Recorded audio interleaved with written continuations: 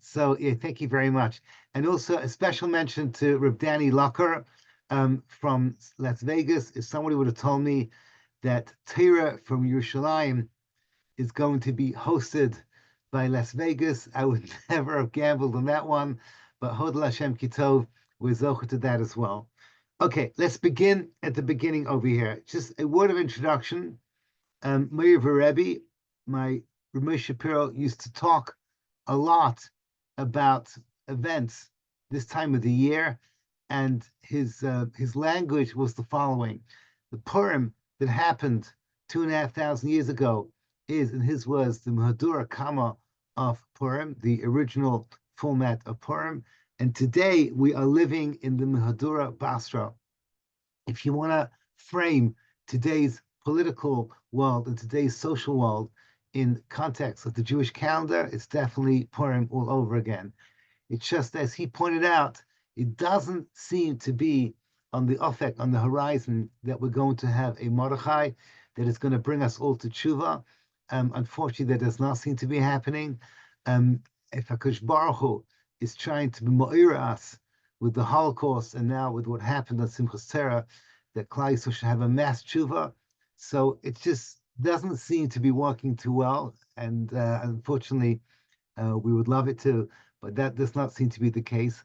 What is happening is the matzav of the world that we see today is very similar to the matzav of the world that existed just before the Purim miracle happened, where everything is going downhill, meaning that each day is, in Ruchni's sense, darker than the one before, and that the world seems increasingly, in his world, self-contradictory, a world that is seser itself, the world that cannot have any kiyum. And he was just not referring just to the safety of the Jewish people, but just the decadence of society and how everything seems to be falling apart at its very fabric. I remember that I once asked Rav Moshe that three things, Gemara brings down three things define civilization. And one of them is that even the nations of the world will never ever sanctify relationships between two men. Right? They will never give it a sense of kedusha and call it a marriage.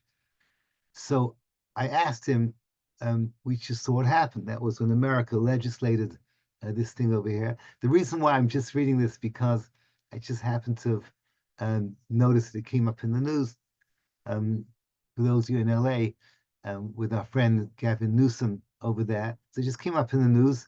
And I reminded myself that Rav Moshe said to me that Chazal are telling us that this is the bottom baseline of society, but it is possible for society to go below that. He said it was a chiddush, but it is possible for society to hit a low below the norms of society.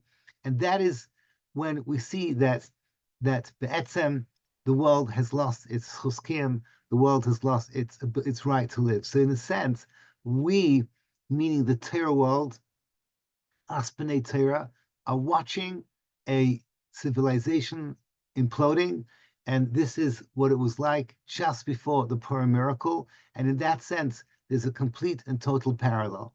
And we're going to take it one level deeper in Hashem in a few minutes' time. So, first of all, I do want to point out that based on my introduction, that our role, meaning the role of that small, teeny weeny portion of the universe called the Torah world, the Ma'aminim B'nei Ma'aminim, our world are obligated to once again see what we're going to see in a moment in the words of Rashi, Avas Hanes, the beauty of how HaKadosh Baruch Hu unfolds a miracle.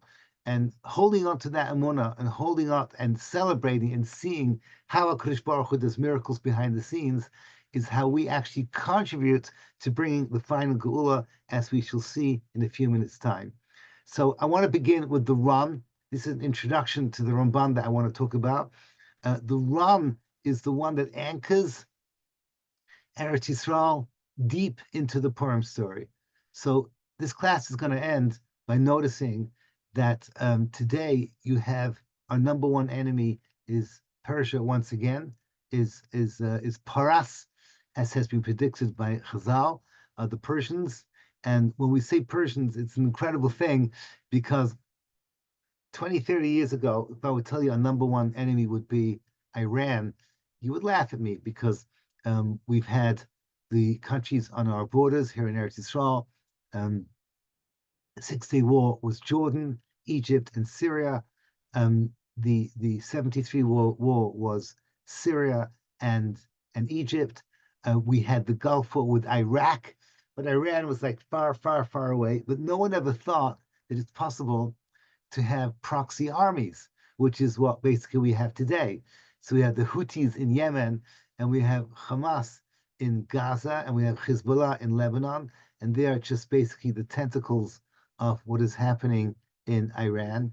And we see that we don't know where this is going. We don't know what is happening. The only thing that is a constant is the rise in anti-Semitism. It seems like a little bit Kadosh Baruch Hu is smiling at us in terms of the American government that we have. But you and I are veterans at the story, and we know Al Tiftachu b'nedivim b'ven Adam she'ena teshua. We can thank Kadosh Baruch Hu, but we are deep down always wary, W-A-R-Y, because we know that the only one that we can trust is Avinu Shebashamayim. We don't trust in presidents, we don't trust in armies, we trust in the Eibishter. You and I have to be, as much as we can, the representatives of Mordechai in the story. And the Ran is the one, Rabbeinu Nissim, at the very beginning of Maseches Megillah, has an essay at the back of Maseches Megillah where he frames the Purim story in terms of Eretz Yisrael like it's happening today. What does he say? So we all know the Gemara Megillah brings down a machlokes about what is the rules of Shushan Purim. It's a very unusual story. We have many Yom Tovim. We don't have a Yom Tov like Purim that is split, that you have the 14th for one type of Jew and the 15th for another type of Jew. We don't see that. We see Yom Tashin Shel Goliath, but that's all within Hilchos Feika. Here, Mi'ikar Hadin, we have one day for Roiv Klal Yisrael and the 15th for those that live in walled cities. What is the definition of a walled city? So the Pashtus is Shushan, because they are the one that needed an extra day to fight their enemies, and therefore they rested on the 15th. That's the Pashup Shah of, I think it's Rabbi Yeshua ben Korcha. But the Tanakama says, no, we go back to Yeshua ben Nun, and that's how we paskin. Why Yeshua ben Nun? So the Ran explains, Lachleik covered the Eretz Yisrael, that this is all to be chelik covered in Eretz Yisrael. I have the exact lashon in front of me. He says, oh no, excuse me. I had the lashon of Rav Moshe Shapira, my Rebbe. Perish ki etzem inyonai shel neis Purim hu mechayev covered l'Eretz Yisrael. He's medayik in the Ran that he says it's not just lachlek covered, like, you know, you give covered to an elderly person, you give covered to a Talmud Chacham. No. That's not what's going over here. Ramesh explains that the Ran is teaching our lachlek covered means it is embedded into halacha, that the definition of a walled city goes back to a man called Yeshua ben Nun who conquered Eretz Yisrael, because it is necessary for us to understand that Eretz Yisrael is intrinsic to the miracle itself. And it's therefore that if we understand the Nes of Purim, we understand that in the Nes of Purim, we have to give cover to Eretz Yisrael. And that's going to come out with what we're going to learn now in the Ramban. It's going to come out very, very clearly in a few minutes' time. But again, my first and opening point is that what we see today, the Eretz Yisrael connection to Persia, I'm just drawing my own little map backwards, his Israel, his Persia over there. What we see that connection today in terms of the dynamics of world politics today is exactly what happened back then, the way that the Ran frames it. And we're going to see why it is that way. It's not just by chance. It's not just you cover to Eretz Yisrael, like you give cover to a big tzaddik. No, there's something intrinsic in the Purim story. So originally, when I planned the shir, I wanted to do the Gemara, Rashi, Tosfos, Shitas Tosfos, and then Shitas Ramban, and then contrast it. But I realized it's not going to be enough time. I'd rather explain the Ramban properly and do it well. And if you wanna go more into the Shita of Tesis and the Shita of the Medrash Tanchuma, which I'm going to mention in passing. So Rav Shmeltzer brings it down in Afiki Mayim. He brings down Rav Moshe's approach, but it's not just in that. And many Svarim talk about also in Sifri Hasidus. This is a very, very, very well worn over topic of which we're going to discuss. I'm going to bring it over once again, Menachem Nissel, packaging the Torah for my Rebbe on this extremely important topic. I sent you a copy of the Ramban, but that's going to be my main focus. But before we begin, let's look at the Gemara together. I'm assuming everyone has access to a Gemara Shabbos. This is probably one of the most well-known Agaditas in the Masechta, and it begins with 1/3 down the page, Vayisyatzvu betachtis hahar, and Klal Yisrael stood betachtis. It doesn't say eitzel hahar; it says betachtis. Betachtis is mashma ulach and tachas, underneath the mountain. They stood underneath the mountain. Amar Rabdimi Barchama Barabchasa Melamed. What does underneath mean? Shekafa HaKadosh Baruch Hu Aleim Esahar Kigigis. The Kadosh Baruch Hu placed the mountain on top of them, Kigigis, like a barrel. So there is discussion whether this is literal, that Kadosh Baruch Hu shaped the mountain like a barrel, because there's a message in the word barrel itself, as I saw some Sfarim bring down, or the Pashup shot, it just means that we're in this mountain, underneath this mountain, we're looking up, and we see there's this huge big thing, and from underneath, it looks like the underneath of a barrel, and Klal Yisrael sees this thing coming towards us, and we're about to be crushed underneath this barrel. That's the imagery we had with children, as children, and this is good enough. Okay, so we're underneath this mountain. V'amalahem, and HaKadosh Baruch Hu says to them the following words. So suddenly we find in the Gemara that Klal Yisrael is hearing the voice of God, which is kind of strange. This is not Anochi, this is not Lo Yiyeh. This is happening the Pashas beforehand. We don't exactly know which day it was. So once again,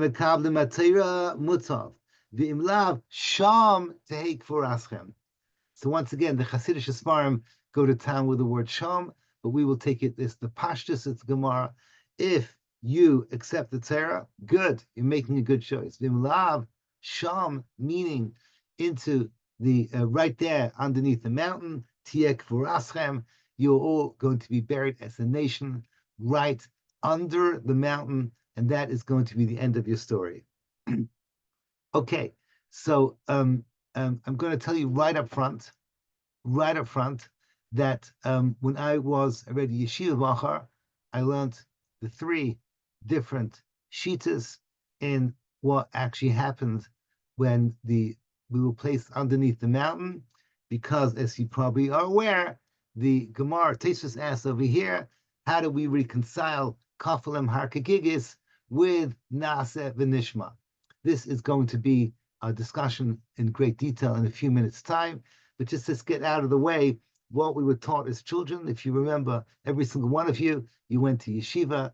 Reb Chaim Zimmerman, I probably taught this to you back in the day in Derech with Rabbi Shulman, in the good old days. The bottom line is that every child knows there's 3 separate opinions how to reconcile Kafalim Harkagigis on one side and Naaseh V'Nishma. Naaseh V'Nishma implies that the Jewish people chose to accept the Torah, and everything came from our volition, and it was a Maaseh Bechira of the Am. Kafalim Harkagigis says there was no Bechira at all. Klal Yisrael had to accept the Torah, and Tesis over here brings down his answer, which we're not going to go into, that HaKadosh Baruch Hu said, you have accepted the Torah through your own volition, and Maaseh Bechira. However, I am concerned that you will change your mind when you see the Eish HaGedolah. The Eish HaGedolah means the great fire that accompanied each one of the Seres HaDibros. As we all know, each one of the Seres HaDibros was so awesome and so huge that our neshamas left our bodies, and we had to have the Malachim had to reconnect us. We went through our own little mini Tchias HaMesim. It was so awe-inspiring that we would say, no, this is a little bit too much, more than we had written into. That's the Pashup Shat and Tosfos, that we would change our mind. So Kadosh Baruch Hu says, you're not changing your mind. The other famous answer is the Medrash Tanchuma in Noach, that says that when we said Nasiv and Nishma, that was on Torah Shebiksav, but Torah Shebal Peh, with all this Dikduke halachis, that we were not prepared to say Nasiv and Nishma on, which is of course a Pela Atzuma. It's a crazy, crazy shita. And the first thing that we learned as kids, and the first thing that we teach our children and our students, is that Torah Shebal Peh is nothing more than the footnotes to Torah Shebiksav. It's bringing the pshat into the world of Drush and into the world of Remez, into the world of Seid, which is the Emek of the pshat itself of Torah Shebiksav. So that's the Medrash Tanchuma. And the third one, which I want to emphasize a little bit, is the Maharal. The Maharal in Prague, at the end of the day, he's a Rishon. He can argue his own way. Although I will tell you that many of the Sfarim bring down that the Maharal is really giving us the Emek of the Tosfos and the Emek of the Medrash Tanchuma. How? This is out of our pay scale today. It'll just confuse us, but let me just tell you what the Maharal says. The Maharal tells us, and if somebody ever says to you, what is a classic example of Maharal? This would be it. This would be a perfect example of how the Maharal works. He takes the Baal Tosfos and he takes the Medrash Tanchuma and says, let me say in my language, and then later Achrayim will explain how my language is really the deeper understanding of Tosfos and the Medrash, and it works as follows. The Maharal says, and where do you find this Maharal? In about half a dozen places. How do I know it? Because I looked it up this week, and I saw that Josh Hartman, Rabbi Hartman, who had the schus to be with him in St. Louis 2 weeks ago. So Rabbi Hartman, in his footnotes, in his introduction, this is the Hakdama to Ar Chodosh, which is the Maharal's Sefer on Purim. So in his Hakdama, in his footnotes, he shows that this comes up in about, I think, 6 different places, and each time slightly differently. Most famously in Tiferes, which is the Maharal's parish on Sinai, on Matan Torah. And the basic idea is as follows, is there was never an event where Hashem took up the mountain, like some kind of like a horror movie, and then brings it down and says, here are your choices. And that voice came out that was a appellate to us, that Klal Yisrael hear the voice of God as a nation and say, I'm threatening you. Okay, you either accept the Torah or bam, and I'm going to drop this thing down. No, that's not what happened. What happened was, says the Maharal, is that HaKadosh Baruch Hu created a matzav where we lost all our bechira, where we realized that Torah was mukhrach, and in the words of the Maharal, that since HaKadosh Baruch Hu created the world for Torah, everything was muchuvan for this day, and without Torah, the world goes back to Torah v'vohu. This is the major theme in Sefer Nefesh HaChaim, especially in Shar Daled, that everything revolves around Torah. So Kadosh Baruch Hu created a matzav where there was no possibility of us doing anything else except for accepting the Torah. On 2 levels. That first of all, because the world could not exist without the Torah, and secondly, the event was so moiridic that you could not accept anything else. So, kaviyachol, sometimes a person has a choice to buy a product, but if you have the number one salesman coming to you and selling a product that is so incredibly amazing, and you realize you have no choice but to buy it. So that's basically what it means, that it was mukhrach. That's what it means, Tachta Sahar. It was as if we had no choice in the matter. There's going to be a few extra points that the Maharal makes. One of them I'm going to make in a few minutes' time. But bottom line is, you have the following thing. At Har Sinai, you have 2, whether there were 2 actual events or not, we just discussed, but we have 2 important things happening. Number 1, Naaset v'nishma, and number 2 is Kafalem har kagigis. So that is what the Gemara teaches us.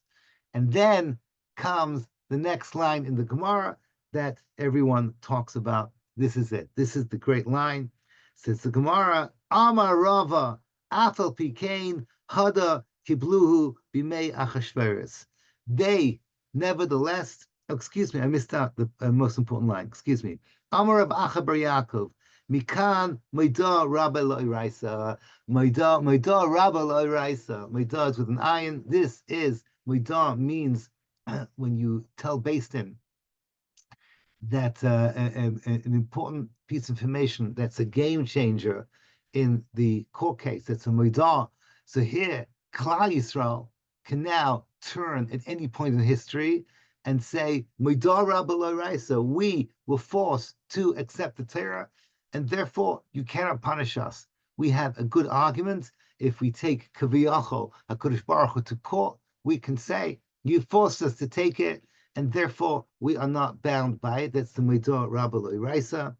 And then the Gemara says, nevertheless, we re-accepted the Torah. Hada Kiblua, where do we once again, in the time, B'mei Achashverosh, Tichsev, Kimu v'kiblu haYehudim, Kimu v'kiblu haYehudim, Kimu ma shekiblu kva. Kimu v'kiblu haYehudim, Kimu ma shekiblu kva. The word Kimu means they upheld, and Kiblu means they accepted. So normally it should be the other way around. You first accept, and then you upheld. You first accept. So this very much is backwards. It has a very similar tzlil to Nasiv and Nishma. Kimu v'kiblu haYehudim, Kimu, they accepted Mashikibla Kla, what they had already accepted, and that's how you read the words. Let me put my glasses on. I want to read you the Rashi. Tachti Sahar. Rashi says Tacha Sahar Mamish. Right? Tacha Sahar Mamish sounds like he's not going with the Maharal. Gigis Kuba Shematilim Bashecha. It's a barrel. Moida Rabba Shim Yazminam Ladin. If Jewish people are taken to Beis Din, why do you not keep the Torah? Aleichem yeshim tshuva, shekibluha ba'eines. We accepted it against our wills. Bimei Achashverosh, and now comes 4 words that I want you to remember. Me ahavas hanes shenas lehem. Me ahavas hanes shelasim, from the love of the miracle that happened to them. I'm going to tell you right up front to think about the words Ahavas Hanes, not Ahavas HaYeshua, not Ahavas HaTshua, HaPurkan, and the Gevuros. No, it's Ahavas Hanes. The Nes itself created love, and this is what created this matzav of Kabbalah Soterah Ba'ava, where there's no longer a Modar Rabbah. So this is all an introduction, and now we're ready to see the Ramban inside. And I'm telling you now, this is incredible, incredible stuff that we're about to see now. Beautiful, beautiful thing. And the Ramban is right here on Shabbos Daf Peches. And I sent you a copy on the WhatsApp, and I sent you a copy on the email. So if you have it in front of you, it's great. If not, I'm just going to summarize it for you.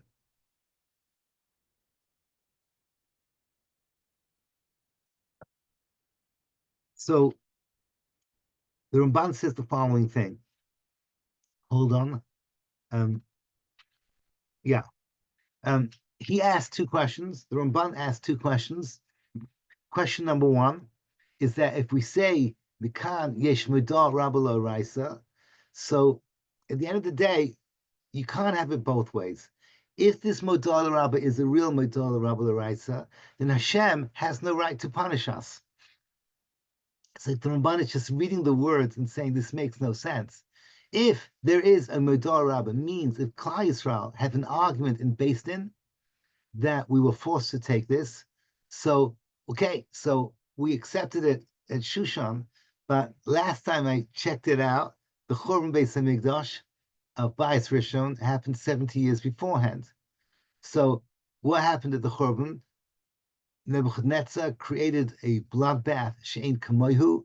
There was a mini Auschwitz right there at the Mokum HaMikdash. If you remember, with the Midrashim, he killed hundreds of thousands of Yidden, and the suffering that we went through under Bavel, the Galus Bavel.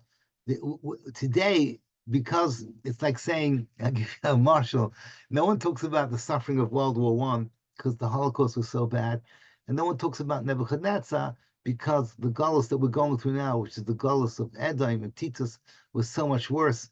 But at the end of the day, at that time then, Nebuchadnezzar, until this very day, symbolizes what it means, a butcher, somebody that causes bloodletting. He's Bavel. Bavel is Kuli, the Aryeh, okay, they ripped us apart. So the Ramban says, I don't understand something. If we have a Mador Rabbah, Kush Baruch Hu, why are we suffering? Because we didn't keep the Torah. You forced us to keep the Torah. That's his first question. The second question that he asks, which is kind of obvious, and that is that we also have in Parshas Mishpatim, we have in great detail the bris that we made between us and the Kosh Baruch Hu. This is really Nasiv and Nishma question in disguise. He doesn't focus. He mentions Nasiv and Nishma, but he focuses on the bris. A bris is a covenant, and whenever you have a covenant, so both sides are obligated to each other. So how does Modar Rabbah work? You can't have a Modar Rabbah when there's a bris. The bris means that each side is committed to each other. So we're going to see in a moment how this unfolds. Obviously, let's say in a marriage is also a form of a bris. So there are cases where in a marriage you have a Modar Rabbah which says Mekach Ta'os. So we'll see in a moment how this unfolds. But the first thing we have to remember that this is the Ramban talking.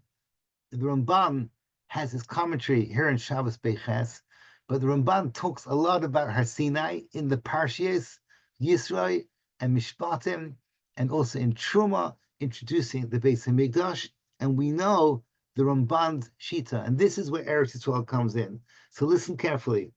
The Ramban, this is the famous Ramban, Chelik and Rashi. Remember, the Ramban always tries to read the Parshias in the timeline. Rashi always says, Ein Mukta Muchla Torah, goes back and forth. If somebody asks you, what's a classic example of the Mechloikus between the Ramban and Rashi of Ein Mukta Muchla Torah? So this would be it. What was the backstory of building the Mishkan? What was the backstory of building the Mishkan? So Rashi says, Ein Mukta Muchla Torah, that building the Mishkan was a result of the Chet HaEgel. Well, the Chet HaEgel is next week's parsha, is Kisisa. And Truma Tzav is behind it. Rashi says, no problem. Ein Mukta Muchla Torah. Comes along the Ramban and says, no. I always, a TORAH, to read the stories, streamline it. Everything has to follow organically one from the other. And this is what he writes famously. Har Sinai was that moment in history where Kadosh Baruch Hu reveals to the whole world his great and powerful purpose in creation. So that's that great moment where he takes his nation, Klal Yisrael, and he reveals to them everything. So the Ramban says that Ma'amad Har Sinai must never ever be lost. Ma'amad Har Sinai was naturally preserved through the Mishkan. So the Mishkan was supposed to take the power of Matam Har Sinai and bring it into the Mishkan. The Mishkan itself was supposed to be transitory, as is the nature of the Mishkan. It was movable until El Har, El Nachala, until we finally get to Yerushalayim HaKadosh, and Yerushalayim HaKadosh has to be in Eretz Yisrael, and that says the Ramban is where Har Sinai actually ends, but it ends on a permanent basis where HaKadosh Baruch Hu finally resides with Klal Yisrael like husband and wife. This is when we go from the Sukkah back into the Bayis. The Sukkah is the Mishkan, the Bayis is Eretz Yisrael, that's Shmini Atzeres, that's Simchas Torah, once again connected to what we're going through. That is the final goal of the Geulah, is that we should all end up in Eretz Yisrael. And the Ramban repeats it at the very, very end of Sefer Shemais when he summarizes the book of Geulah, that we're finally back to, in his words, L'mailes Avosechem, to what we had in Sefer Bereshis, with the perfection of the Avos and the Yamos, and that would be with the Mishkan, and then finally the Beis HaMikdash in Eretz Yisrael. It comes out. The Ramban Shita is that everything that happened at Har Sinai, everything with Nasiv and Nishma, everything that happened with the Bris, is all mechuvan towards Eretz Yisrael, which is the natural expression of Klal Yisrael, where everything falls into place. That's where everything has to end. Okay, so that is the Ramban in Chumash, but the Ramban over here has a Tosefes Bira, explains everything a little bit in greater detail. Now, I want to make my own 2 cents. With the next 5 minutes, you don't have to agree with, because these are my own thoughts. This is my Menachem Issel. I'm not one of these geniuses that can have a lot of shittas in my mind. I like to compartmentalize things and make things simple. So for me, myself, I've always found it simple, even though I admit this is a simplifying thing. I always like to simplify what happened at Har Sinai into 2 categories, 2 mega categories: Parshas Yisro and Parshas Mishpatim. Parshas Yisro is the story of Matan Torah, part 1. Parshas Mishpatim is the story of Har Sinai, part 2. And it doesn't take rocket science to see they're very, very different. Part 2 has Nasiv and Nishma. Part 2 has the bris. So the bris and Nasiv and Nishma happens in Mishpatim. Har Sinai, you have Kodesh, the Brakim, and you have the 10 Commandments and the preparation for the 10 Commandments and the giving of the 10 Commandments. So the way I figure it out in my mind is very, very simple. Har Sinai had 2 components. Part 1 is Yisro, where we receive the 613 mitzvos and the 10 commandments, which is the mandate of what we need to do to go and fulfill the purpose of creation. The Sakan Olam B'Malchus Shakai begins in Parshas Yisro, Seres HaDibros. That was the very first thing of Maimed Har Sinai. I also want to point out, since everyone in front of me is in Kiruv, everyone's in Kiruv and Chinuch, so I just want to point out to you, when you have a Kiruv situation, one of the techniques I use, and it's just very, very simple, if you speak to someone and they want to know about Judaism, so I always tell them that you need to basically hold on to 3 ideas. And 9 out of 10 times, the first one is, do you believe in God? The answer is yes. Today is becoming more in with young people to say, no, I'm an atheist. By and large, people believe in God. If you can say to them, you believe in God, step 2 is going to be Har Sinai. Because it doesn't make sense that God created the world without there being a purpose. And it doesn't make sense that that purpose was not revealed. And Christianity and Islam share that the root moment where Hashem, God, the creator of the world, taught his creations. So these creations means humanity. That's the highest form of creation. What is his whole purpose in creation happened at Har Sinai. Step 3, of course, is Rabbinic Judaism that teaches us how to preserve Har Sinai and bring it to the purpose of Har Sinai, which is Olam Haba. So you've got basically Hashem as the creator and Har Sinai, and then you've got the rabbis taking it all the way to its final conclusion. Some of you may have heard my share where I say these 3 ideas is Hashem, and then Elokeinu, and then Hashem Echad, right? So that is the big 3 in the Shema, the big foundation blocks of belief. And it's very logical to be that way. Everything unfolds on its own organically. Belief in God, there has to be a purpose. That purpose has to be able to be brought to its fruition. Those are the big 3 ideas that we can logically explain to our students. Now, that only needs Parshas Yisro. That does not need Parshas Mishpatim. Parshas Mishpatim is a whole different dimension in Har Sinai that is not intuitive. And that is that at Har Sinai, Klal Yisrael made a bris with a Kodesh Baruch Hu, where each one gave what they give into the bris. I just want to remind you, the Ramban tells us that the word bris comes from the word bria. This is the chiddush of the Ramban. I don't know how grammar people would be excited about this, but he says every bris is a new bria. Each side contributes something intimate, something of their own essence.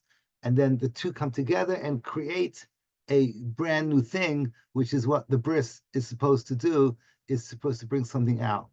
So In the marriage, it's very easy to see that each one contributes something, and what you get is a whole new dimension called a bias, right? So 1 and 1 is not 2. 1 and 1 is a Jewish home, so that is the bris of the male and the female, and then you have a new bria, something new has been created. That's what a bris is. What happened in our Sinai? Our Sinai, each one contributed as well. Klal Yisrael gives their own essence to Hashem. What does Nasa v'nishma mean? Nasa means whatever you say, I'm going to do. We are the obedient wife, kaviyachol, and you're our husband. Nasa, it doesn't have to pass through our intellect. We're never going to say no, just like a soldier never says no to his commander. That's how an army works. So we will say Nasa to Kodesh Baruch Hu. Afterwards, we will get closer to you through Nishma, through the intellectual understanding of what the mitzvah is all about, which is the union of Torah Shabbat Peh, but that is secondary. The first one is Nasa, it's unconditional surrender of our mochim, of our das, to a higher das, which is the Kodesh Baruch Hu. That's Nasa. We will do unconditionally what you tell us, and then comes Nishma. What does Hashem give us back in return? Anochi.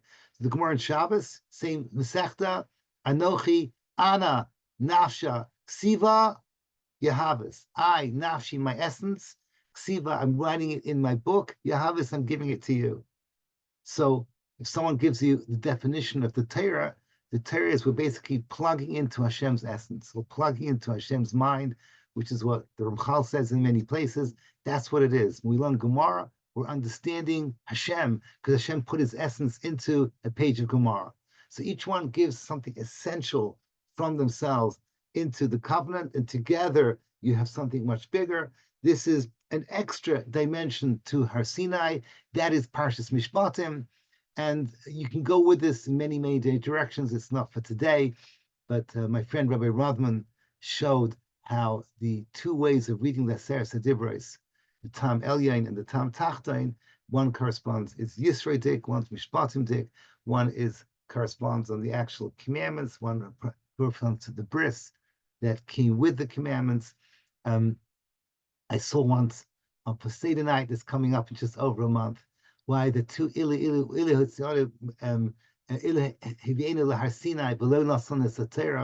everyone asked, what do you mean you brought us to Har Sinai and didn't give us the Torah Dayenu? So that ilu is referring to the bris, the marriage, the Yom Chasanasa Yom Simchas Libo, the special kira that happened in Har Sinai, which is all Parshas Mishpatim Dik.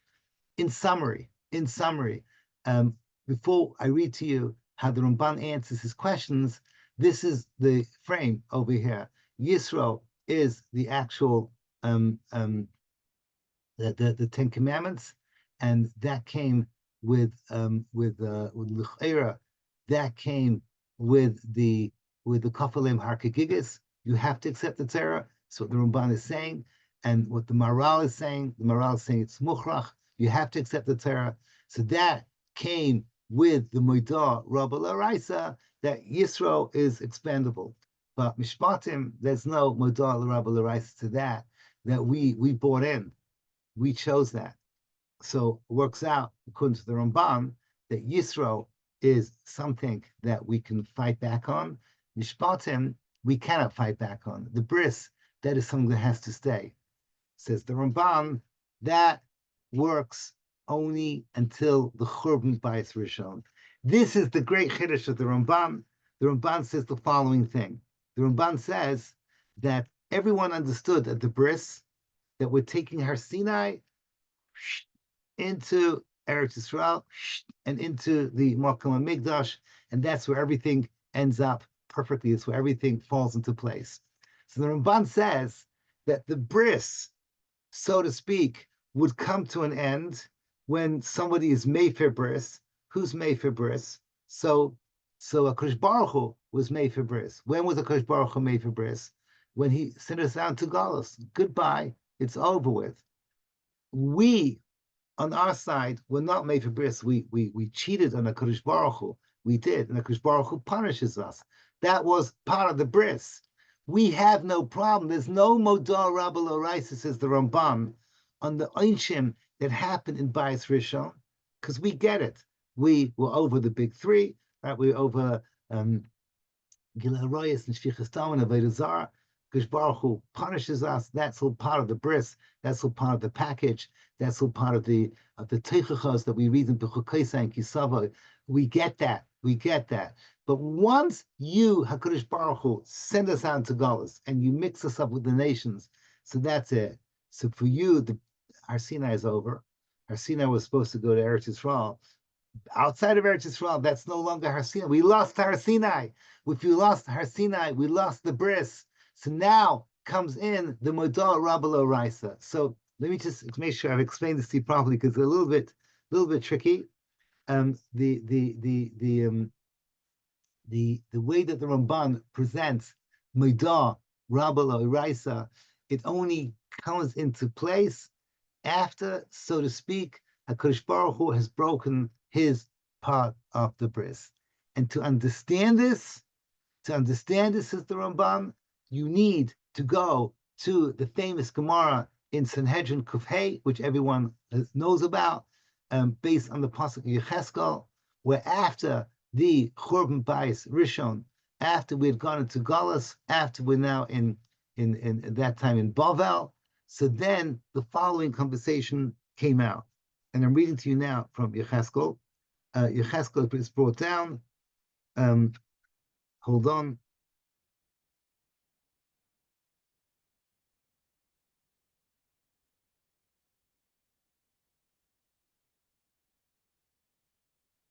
It's Perek, it's Yecheskel, Perek Kaf, Pasuk Lama Beis.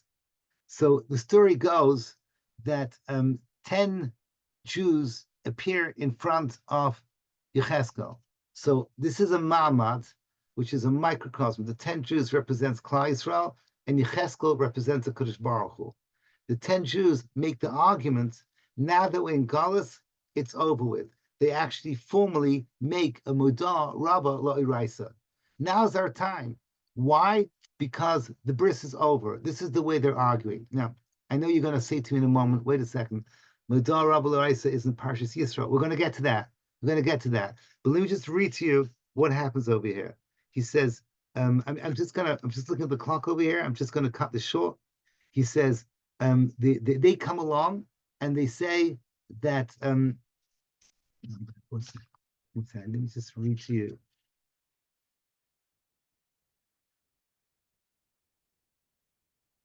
Just 1 second, please. Here it is. Excuse me. Let me just read to you the words. The whole Shakel V'Tara is not necessary. It's there in Sanhedrin Kufhei Amud Aleph. I said Kufhei Amud Beis, Kufhei Amud Aleph. Bo Asara B'nei Adam V'Yashu Lefanov, in front of Yecheskel Hanavi. Amalehem. He says to them, Chizur b'tshuva, Klal Yisrael, do tshuva. Amrloi, Eved shemachro Rabbi, Isha shegir shabala, klum yesh lezel ze klum. He says, why should we do tshuva? We're two things. Hashem is our king and Hashem is our husband. A king sends away his servants, and a woman is sent away by her husband. It's over with. Now that we're now in Nebuchadnezzar, Rashi says Nebuchadnezzar is the new boss. There's a gerushin between us and the HaKadosh Baruch Hu. Amalei HaKadosh Baruch Hu Navi lech emalehem koyem Hashem ezu sefer krisis imchem asher l'shlachtia oimi minoisha asher macharti eschem lo'id vo'inasechem nimkartem v'shechechem shulchachem. Whatever, it's not really relevant. And he finishes ha'oila ruchachem.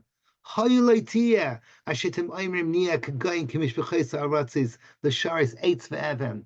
No, you're not free to go and do whatever you want, to serve eitz ve'evan. Eitz ve'evan. Eitz is wood, evan is stone. By the Bali Rishumais, the wood is a reference to Christianity, the Christian cross. The evan is a reference to Islam, which is the dome of the rock.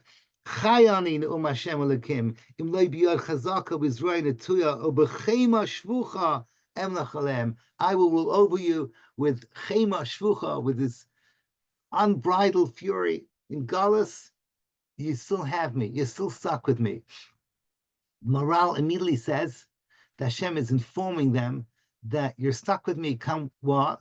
And the morale says this is included in the Kafalim Harkagigis, because when Kafalim Harkagigis says the morale, he said, Kadosh Baruch Hu says, I had the status of a ma'anis is a isha. This is what he says. You are my anusim. If a man is ma'anis, is rapes a woman, so and she says, I want you as my husband, the husband is stuck with her forever and ever and ever. So this was actually for our benefit, says the Maral. Maral says, Akash Baruch says, you're stuck with me, and you can't get rid of me. And not only that, I'm going to be Emleich Alechem B'chem Shvucha. So this is horrible.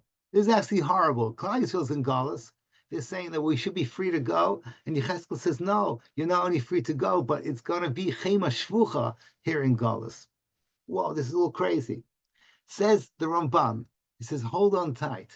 What is about to happen is something incredible. We first hear Chema Shvucha, and then within 70 years, there's going to be, which is, Maral says, the Ramban is telling us it's already one event from Galus until the end of the Purim story. It was really one long drawn event. It begins with this Modor Rabbah. Yecheskel says, no, I'm sorry, you're stuck with me. HaKadosh Baruch Hu says, and I'm going to deal with you b'chem shvucha. And at the end, you have the Purim story, but there's a step in between. There's a step in between. Another Gemara that you all know, which is the Gemara in Yuma. And I'm looking at the clock. I'm just going to summarize it. The Gemara in Yuma brings down that in Har Sinai, HaKadosh Baruch Hu gave us the Torah, and at that point, then he revealed himself as a Gadol, Gibor, and Neira. These are all psukim, Gadol, Gibor, and Neira. And then Gadol, Gibor, and Neira disappeared in Galus in 3 steps, but it's not our issue. And then the Gadol, Gibor, and Neira was brought back by the Amshi Knesset Geulah. Why is Hashem Neira? Why is Hashem awesome? So this already happened in the 70 years. Because how can it be that one nation, Klal Yisrael, can exist with 70 wolves, a sheep within 70 wolves? How can we exist in Galus? Whoa. So suddenly we realize there's a Chema Shvucha, there's the unbridled fury of Hashem that Klal Yisrael has to deal with in Galus, the unbridled Shvucha that we saw on what they call October 7th, and we call Simchas Torah, and what we call the Holocaust. Okay, all these unbridled fury of Galus. On the other hand, there's something neira about Klal Yisrael. We're still here. And we're still here, and we open our eyes, and we see that what we're here does not make any sense. And now we're ready for step 3. When step 1 was Yecheskel's discussion, step number 2 is the Gemara that talks about the realization that there's something incredible happening in Klal Yisrael with the Chema Shvucha, and then comes step 3, which is Avas Hanes. What happened in the Purim story? The Purim story was the first time what Rav Moshe calls the Madura Kama of us seeing behind the scenes. We suddenly realize the way HaKadosh Baruch Hu runs his world. So the Purim story, as you all know, goes like this: boom, boom, boom, boom, boom, boom. They don't exist. Okay. There's a tree, Chamishim Amos, and this is destined for Mordechai that represents everything good about Klal Yisrael. And every single Jew has his own pre-assigned Nazi, Amalekite. He's going to die. It's over with. The Jewish people are going to wake up the next day, the day of Purim, without a single Jew left, and all the property will be removed. That's it. History. We're going to be history. That is the way that everything is leading to. And Achashverosh is a partner. And Esther, as far as Klal Yisrael knew, was literally sleeping with the enemy. So everything was going crashing down. Everyone could see this tree, and everyone was basically, that was it. They were as good as dead. They had already written themselves off. Midrashim bring down that their faces were black, the black of death. It was over with. And then boom, one moment, we realize, as the Vilna Gaon says, every single pasuk in Megillas Esther, you go a little deeper, you'll see HaKadosh Baruch Hu is preparing for the V'nahafachu, that there was not a single moment when HaKadosh Baruch Hu was not deeply close to Klal Yisrael, making sure that we could get every single thing that is beautiful in this world called Geulah. It was always in place all along. The Chema Shvucha was an illusion. The Klal Yisrael was going through destruction. It was an illusion. All that was happening in Galus HaKadosh Baruch Hu, like a seed running in the ground, that it looks like it's running, but really it's preparing for this beautiful tree to come out. That was what's happening behind the scenes. Rashi says, Avas Hanes. The Kabbalah Satira at Shushan was from Avas Hanes. What was the Nes? The Nes was we saw that HaKadosh Baruch Hu is with us, behest upon him, moving things around. We finally saw behind the proverbial veil to see how everything HaKadosh Baruch Hu is doing is perfectly perfect. And finally we get it. At that point then, this is called Kabbalah Satira Ba'ava. This is not out of awe.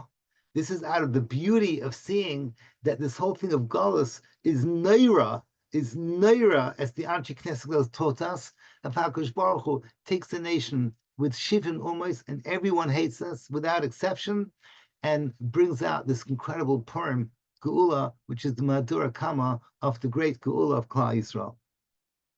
Now, I think I've said everything I wanted to say, but I wanted to add my own little 2 cents over here. I think that we're good with the Torah over here. And the basic point is that the narrative of the Ramban is that you have over here the Yisro and the Mishpatim is very, very clear. The Mishpatim part, which is the bris. So the bris, we're taught with Yecheskel that the bris cannot be destroyed ever. There's nothing you can do it. Your Nasa v'Nishma stays forever, and my bris stays forever. And this is because, like in language of the Mal, you're Anusa. And then the Moedal Rabbi L'Raisa and Parshas Yisro. So that was a 70-year process of understanding that the HaKadosh Baruch Hu was never ever forcing us in the first place. The Moedal Rabbi L'Raisa that we saw at the beginning, this kfir, became irrelevant once we saw Avos Hanes, once we saw that HaKadosh Baruch Hu's love for us and is closest to us there behind the scenes. So let me now reframe this in 2015 and finish this share.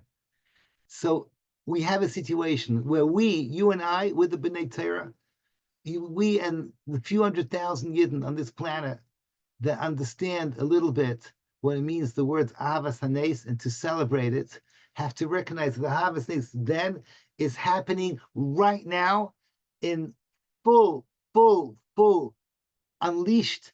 And now I'm saying fury in the other way. And as Rav Moshe would always say, if we could see a teeny bit behind the veil now, we would lose our Bechira. We already see that the Geulah is 99.99% in place. But everything seems to be going downhill and downhill and downhill, and more anti-Sem, more this and more everything. And yes, it looks like that in the political scene we're having a little bit of a reprieve, but we're not stupid. Like we know, if you saw what Trump did to Zelensky, if you let me talk politics, it could happen tomorrow to Bibi Netanyahu. Don't believe otherwise. Anything can flip. Anything can flip overnight. So we know already not to trust in anything except HaKadosh Baruch Hu. And yet, we feel this noira that was revealed by the Anshe Knesset Geulah, because you and I see the miracles that are happening in Galus of a nation that is a sheep amongst 70 wolves, and somehow or other we're not just existing, but we're flourishing, and Baruch Hashem with yeshivas, and Baruch Hashem with all the kiruv and all the chinuch that you guys are doing. We see Achshur Adara, every day new svarim are being built, everything, the amazing things that are happening in Klal Yisrael within our teeny little circle, this little tiny seed, which Mashiach needs for us, Yibaka Keshacha Erecha, when the Ayelas Hashacha of Esther finally reveals itself as an explosion, and everything has a hippuch.